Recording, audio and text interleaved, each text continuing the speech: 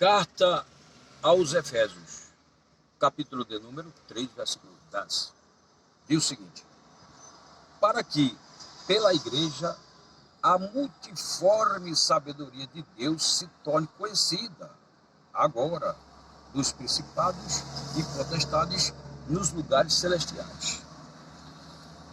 Existe uma discussão em relação a dois conceitos teológicos. Ou seja, eu quero me referir aqui à temática da oração, a forma correta de se orar. Existem alguns que acham que sempre que nós formos orar, nós temos que pedir a Deus, temos que suplicar a Deus, temos que usar de petições em atitude de humildade, temos que clamar com roubos e muita humilhação. Enfim, esse é um ponto de vista. Já existem aqueles que defendem que nós podemos orar a Deus declarando a vitória, profetizando o milagre, anunciando a cura, a prosperidade, a bênção, porque tudo já está pronto. Jesus venceu por nós, a sua vitória conquistada na cruz do Calvário, os benefícios do seu sacrifício. Colocou à nossa disposição toda sorte de bênçãos e, segundo a vontade de Deus, nós podemos sim declarar a vitória e vai se cumprir de acordo com a vontade de Deus. Então nós vemos que são duas correntes, pelo menos. Aqueles que acham que você tem que pedir, suplicando, se humilhando, orando, enfim, a atitude de um penitente, de uma pessoa que se encontra numa situação de desespero e está ali pedindo, pelo amor de Deus, que Deus faça alguma coisa. E outros acham que você tem que determinar e profetizar a sua vitória, a sua bênção, o seu milagre. Muito bem. Eu respeito aqueles que pensam que você tem que pedir e também respeito aqueles que defendem que você tem que profetizar a tua vitória, a tua bênção. Essa segunda corrente é mais comum entre os neopentecostais. Mas, enfim, nós temos apoio nas escrituras, tanto para uma linha de raciocínio quanto para outra. Por quê? Porque a sabedoria de Deus é multiforme. Não é uniforme, não é um padrão só de sabedoria que Deus tem. Deus tem muitas maneiras de manifestar a sabedoria através da igreja. Então, quem está pedindo, está recebendo. Quem está declarando a vitória também está recebendo, segundo a vontade de Deus. Eu quero aqui citar alguns versículos que dão base para você continuar profetizando, declarando a tua vitória, anunciando o teu milagre.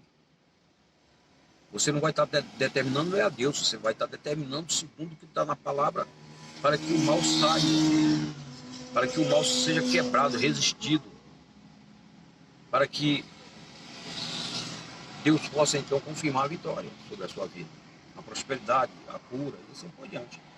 Então, eu tenho aqui algumas passagens que eu quero ler aqui. A primeira se encontra em Josué, capítulo de número Josué 10, versículo 12, diz o seguinte: então Josué falou ao Senhor no dia em que o Senhor entregou os amorreus nas suas mãos e dos filhos de Israel, e disse na presença dos israelitas, 2 pontos. Sempre que tem os 2 pontos, em seguida vem o imperativo, que é uma ordem, uma declaração imperativa. Sol, detente, verbo aqui é uma ordem imperativa. Só o detente em Gibeão e Tulua, no vale de Aijalon. Então, ele determinou, ele profetizou e o milagre aconteceu. Primeira de Reis 17, agora é o Elias falando. Então, Elias, o tesbita dos moradores de Gileade, disse a Acabe, 2 pontos de novo: tão certo como vivo o Senhor, Deus de Israel, perante cuja face eu estou, nem orvalho nem chuva haverá nestes anos, segundo a minha palavra. Então aqui é outra ordem que o Elias deu ali diante do rei Acabe, que estava induzindo o povo ao pecado, à prática da falsa adoração a falsos deuses, e Deus usou Elias para dar uma ordem, profetizar sobre aquela seca que se abateu sobre a Palestina na sua época. Muito bem, vamos agora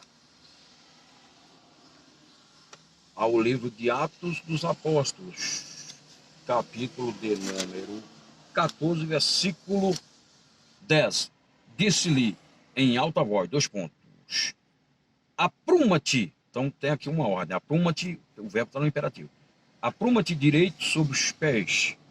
Ele saltou e andava. O cidadão era paralítico e o Paulo olhou para ele e viu que ele tinha fé para ser curado e deu uma ordem aqui para que ele recebesse o milagre de Deus. Ele recebeu. Atos ainda, capítulo de número 16, versículo 18.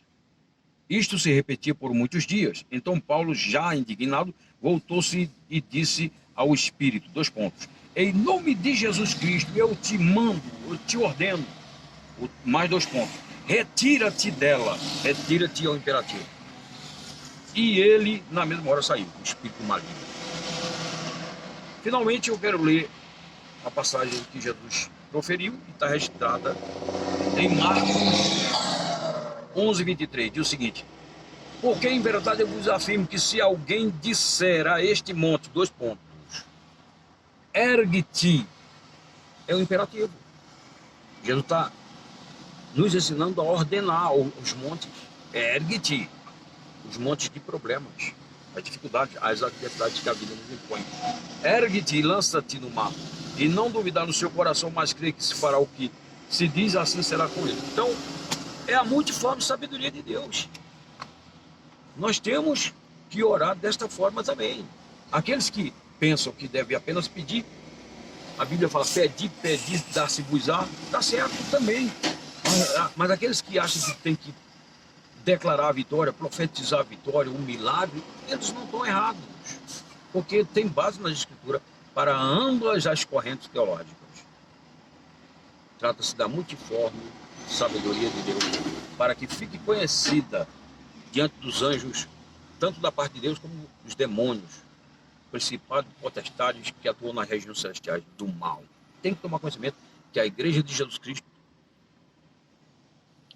tem a sabedoria de Deus consigo, a igreja. Porque a igreja é corpo, Jesus é cabeça e ele é a sabedoria. Então a igreja de Jesus Cristo é sábia. E o mundo espiritual tem que tomar conhecimento disso, além do mundo terreno, o mundo no qual nós estamos inseridos. Se inscreve, compartilha. Valério Pontes. Deus os abençoe. Amém.